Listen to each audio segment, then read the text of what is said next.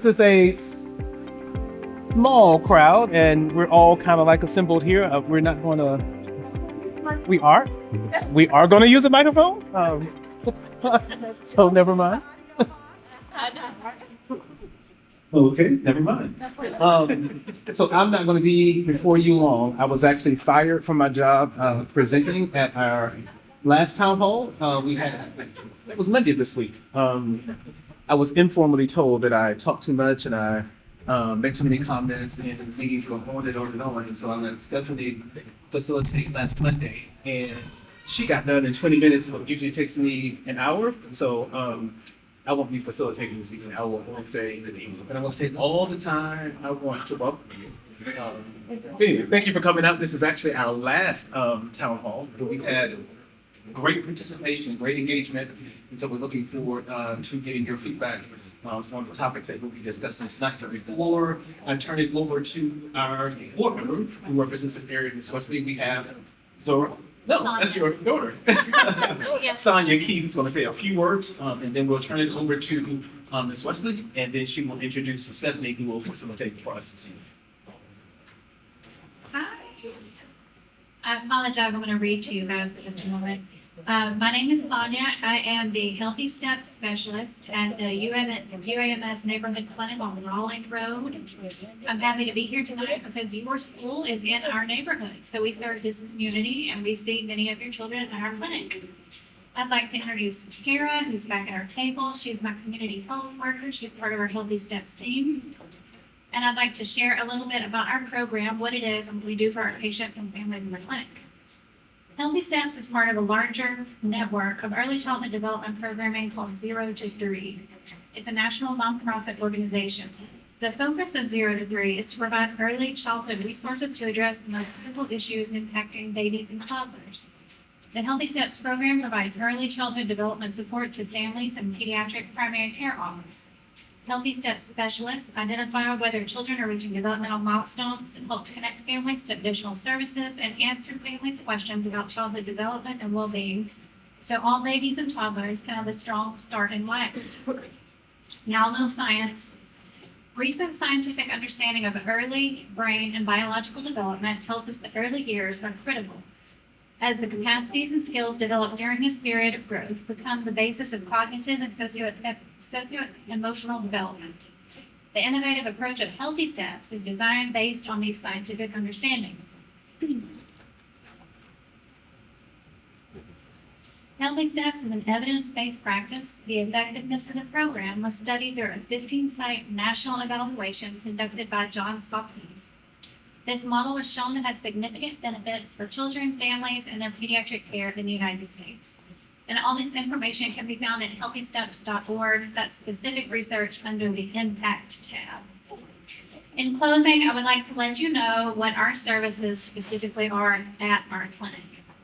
So we can provide car seat safety education and checks with Tara, who is our certified passenger safety technician. I am an RN and also a certified lactation counselor, so I can provide that service. We do early childhood guidance through phases of development, postpartum depression and anxiety screenings and support, social determinants of health screenings and support, following up on your referrals from primary care providers to outside facilities, and connecting families with early childhood literacy programs such as our local libraries, and y'all are closest to Thompson, and the Imagination Library Book Program. If you would like any information about our services or any of these programs, please see our little table after the discussion. We also have some coloring books and crayons in case the kiddos need to stay busy. Thank y'all so much for letting us be here tonight. Thank you. Well, I'm Joyce Wesley, and we appreciate you all so much for coming out tonight. So we look forward to just gaining information about your perspectives on what you believe is the best option. We invite all information that you have, and we hope that it will be enriching for you. Okay, so I'm going to just give you our agenda, and then I'm going to turn it over. Okay? All right. Oh, wow. You're going to make it big. I don't have to put my glasses on. Lovely. Maybe. Oh, Lord. Stop it. It's okay if you don't. No, I'm gonna. Want me to read it? Yeah, I have start it. reading. It's I'm okay. my technical assistant. It's all right. Okay, so first we're gonna have the welcome introductions, and essentially that was myself and the other intro that you received. Perhaps we'll also have a city director who will be in attendance. We'll see.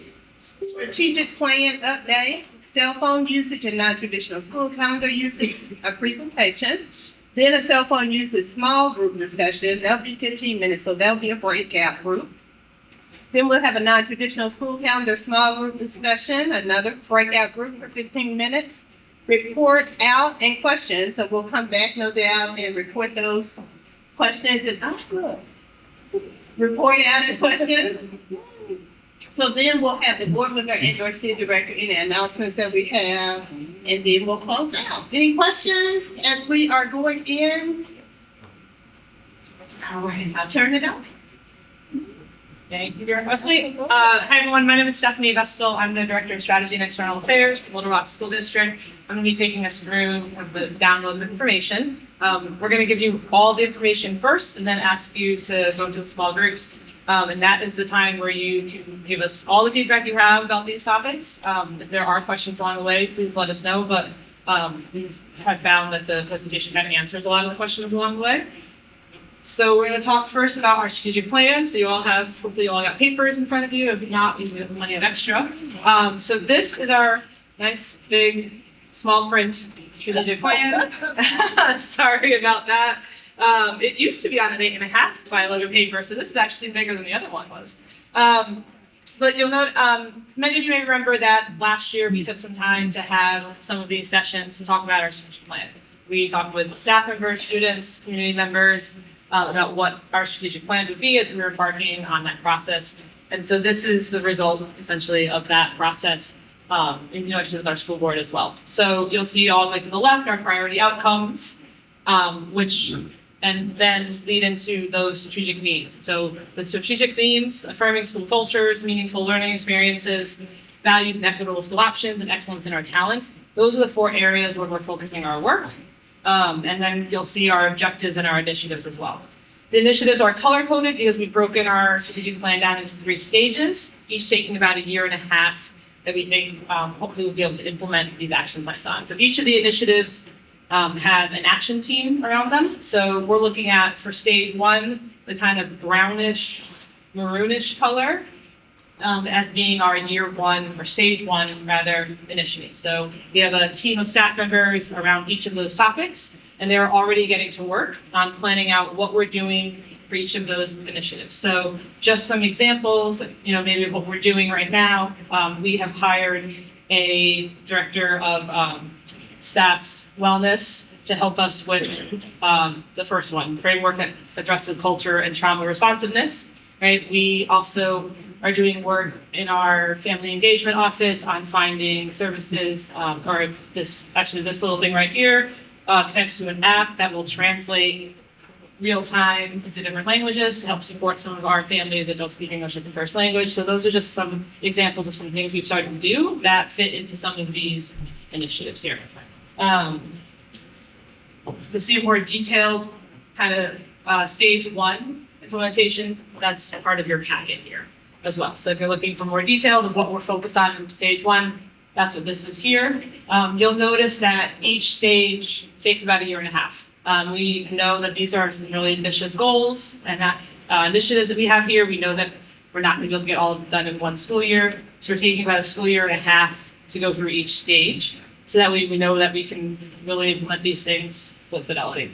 And we're also, in some of the things, if you're just wondering what we picked for stage 1, we looked at things where we already kind of have a foundation, and so that we can easily start to work on those items, or we looked at things that we need to start working on in order to create a foundation for other items as well.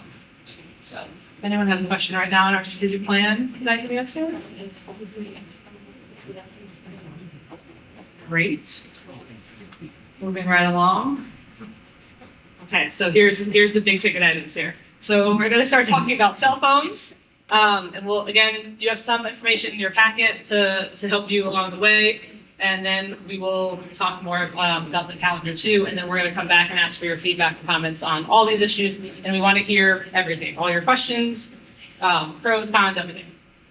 So just some background, the state of Arkansas has initiated a pilot program to try and help reduce cell phone use in schools with the idea that it will support student mental health. So some of you may have heard of those Yonder couches, and that plenty of school districts are using them, not just in Arkansas, but around the country. So the grant includes having access to Yonder couches for middle and high school students. But we get flexibility in kind of deciding how we roll that out, what we do with them. And so that's kind of why we're here, is to get feedback on that.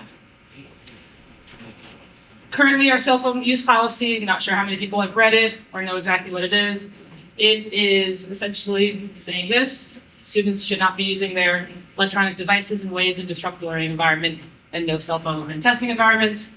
We know, based on talking with people, based on being in schools, based on the survey that we send out, we know that this policy is not implemented consistently across all buildings. So we know that we need to do something about that. What we also know is that cell phone usage in schools has been linked to mental health issues. We know that issues of violence and bullying are often linked to cell phone or social media usage. So we know that that's not just in Little Rock or in Arkansas, that's around the country. So we have research telling us that, which is contributing to why we're talking about amending our cell phone policy or doing something different. Well, we also know that for many families, for many people, there can be benefits to cell phone use in school or having cell phones in school. We understand that for a lot of people, there is a sense of security or safety associated with having a cell phone, being able to be in touch with your student, child. We know that there's always a way to get in touch with your child, right? You can always call the office, but we know that in some cases, doesn't always feel like the right way, or doesn't always feel good enough, or we just know that in this day and age that there are lots of unfortunately tragic things that can happen in schools. And so cell phones are something that people sometimes have to have. So we want to respect that feeling on people, but we also want to figure out what the right way is to move forward, knowing what we know about how cell phones contribute negatively to our students' achievement. So we know, I'm sure you guys have heard, across the country, there are states that are going so far as the governor banning cell phones in all districts. We know that other districts are going town by town or district by district. In Arkansas, we know that there are a couple districts that have already started to implement different versions of cell phone bans, in some cases using those Yonder pouches. Sometimes as you walk into school, you walk in your class, put it in a pouch and unlock it later. And sometimes it's used more as a consequence and you break the cell phone policy. We know that private schools around Little Rock have cell phone bans. So we know that we are not the first district by far to be talking about this. So when we come back to this issue, when we ask you to break up in small groups and give us your feedback, we're just looking for what your thoughts are on restricting cell phone usage in schools. Should we be doing it? Should we not be doing it? What are pros and cons? What have we not thought of? What are your questions? And then just kind of reiterated this already, we know that some districts are doing you put your cell phone in the pouch, or you're not allowed your phone all day. Sometimes it's class by class. Sometimes it's as a consequence, and there are probably other options that we haven't thought of. But what we're most looking for, though, right now is whether or not we should even be doing this, like whether we should be restricting or not restricting, and then the how this piece comes in. Any questions on cell phone and comments? Yes. How young are students? You said pre-K through sixth grade are not allowed to have phones in some districts. How many third graders have phones these days? So we're mostly talking about secondary schools, because specifically for this grant, it's talking about middle and high school students. We would rewrite the policy, and we would probably talk about all three levels, because while there's probably not a lot of kindergartners walking around with cell phones, we know that there are students in elementary schools. We know that there are students in elementary schools with cell phones. And while it's not maybe as pervasive of a problem in elementary schools, there are cell phones in elementary schools, and we know that it could become a problem. So we will rewrite the cell phone policy and probably specify different levels, but the grant from the state is for secondary schools. Okay, yes. So, did you say something? I know she's already mentioned this, but I'm going to mention it again because There are rumors that continue to grow, that in our next legislative session, that there may be a possibility that our governor will institute a cell phone ban similar to other states. And so all this work that we are doing, maybe for not anyway. But I just wanted to put that out there. And if you, I just want to put that out there just in case that happens. I didn't want anybody to be surprised about that. I think they're all well up to my personal comments. Do you have any way, like how it was implemented, or if it comes down from the governor, is it like that's how it plays out, how they say it plays out? it depends on what. So the question was, if the governor does institute some kind of cell phone ban statewide, would individual districts have any kind of leeway or flexibility in that? And it really just depends on what that legislation says, and like if she allows for any wiggle room in there. Yeah. Anything else on cell phones? Great, we can always come back. Moving right along, I gotta keep to my time. Here. Non-traditional school year calendars. We're going to talk about school year calendar. We want to make a couple things clear. First of all, we're not advocating specifically for or against any type of calendar. We want to present some options and have some conversations and hear feedback around what community and families and staff members think about different options of school. We also want to make clear that when we say non-traditional, that does not mean year-round. Our non-traditional calendar keeps the same number of school days, but does stretch it across more time in the school year. So you get a shorter summer break, but more breaks throughout the year. But I promise, we counted, it's the same number of school days. So again, background, we are not the first district, either in Arkansas or across the country, to be thinking about this or doing this. We are thinking about where we are presenting this as an option because we have seen that what we call summer slide or summer learning loss affects a lot of our students. And we also know that mental health for both students and staff members is incredibly important. And there has been some research to show that an adjustment to a school year calendar can support better mental health. So things I've been saying is now against research. There is research to support that a long summer break does result in a significant loss of learning, especially in reading and math, especially in some populations of students for whom English is not their first language, or for special ed students, or for lower socioeconomic students, that summer learning loss is a real challenge. There's many other benefits that we have learned or talked about, found out by research. Again, a lot of them having to do with mental health for both students and staff members.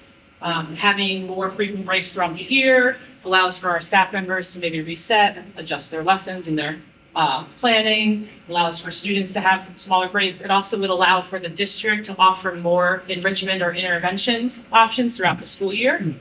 They wouldn't, all have to be complete breaks.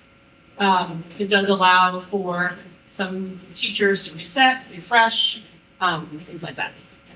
But we also know that there are plenty of disadvantages, or there's things that we haven't thought of, things that we need to think of before we can go about doing this.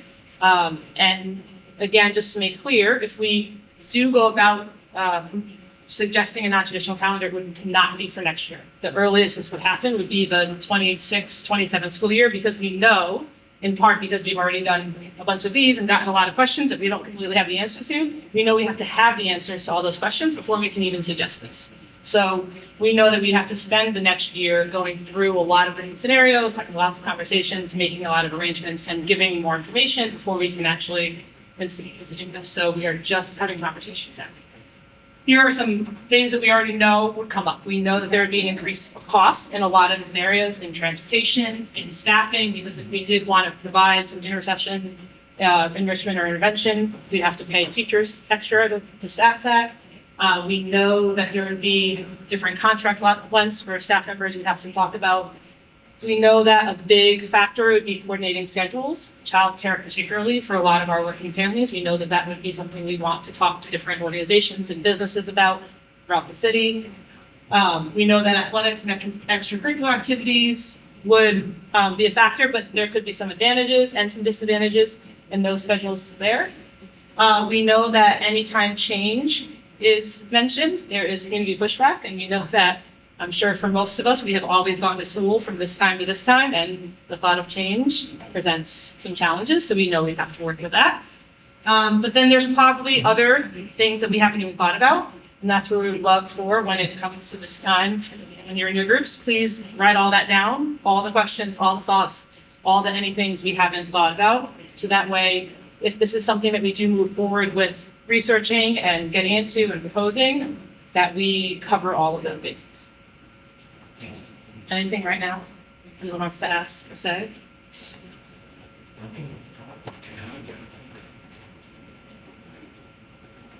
I said before, we are not the first district in Arkansas to be considering this.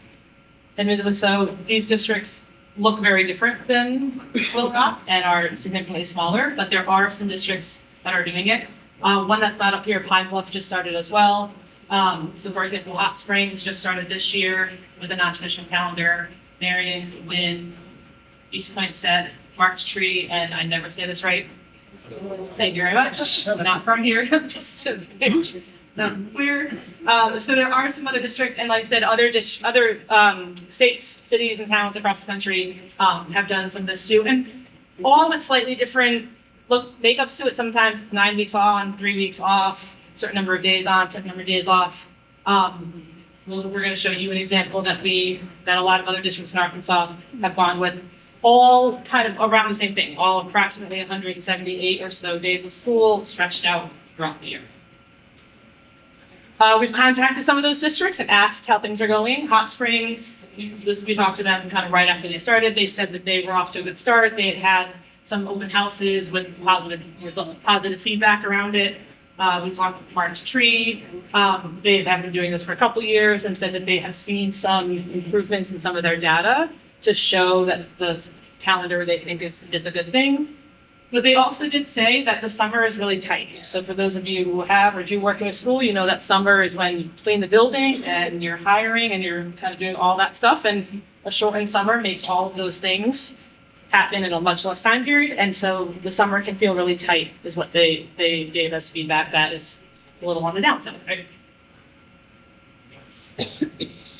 Okay, so I do want to make very clear, this calendar is not our calendar for next year.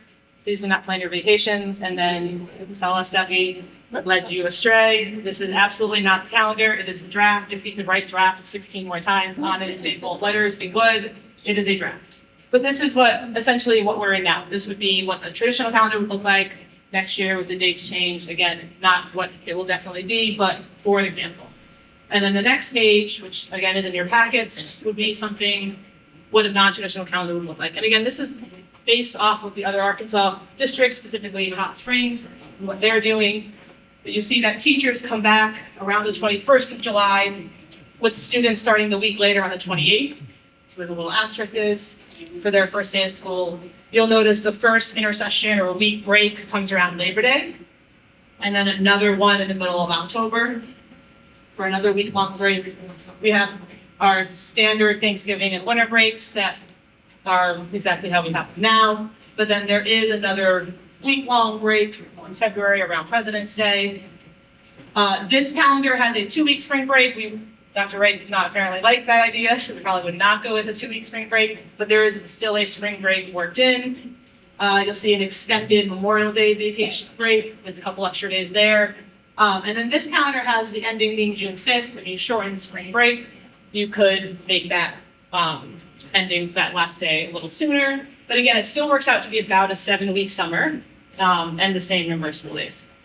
We would still provide credit recovery for high school. We would still, in some of the intersession breaks, like I said, provide some kind of enrichment or intervention work to support students as well. That would be something that we'd have to figure out in terms of which campuses it would be at or how many staff members we need and things like that. But this is just, again, an example of what it could look like. Questions? Great. All right, so now we want to hear from you. We are going to go back to cell phones. And he's just going to help me pass out markers and paper. We're going to ask you to kind of turn and find some friends or strangers to talk with in small groups and share with us what your thoughts are. Again, we want everything. We want good, bad, ugly, and everything in between that you're thinking about these topics, because that's only going to help us make better decisions for the district. So we're starting again with the cell phones. So just pros and cons of students having access to cell phones during the school day. So we're going to start there. I'll time us and I'll get us back and switch our thoughts back to the calendar. And then we'll come back at the end and we're going to ask you to vote on some things as well. And if you have any questions throughout while you're doing this, just flag us down and we'll be happy to answer.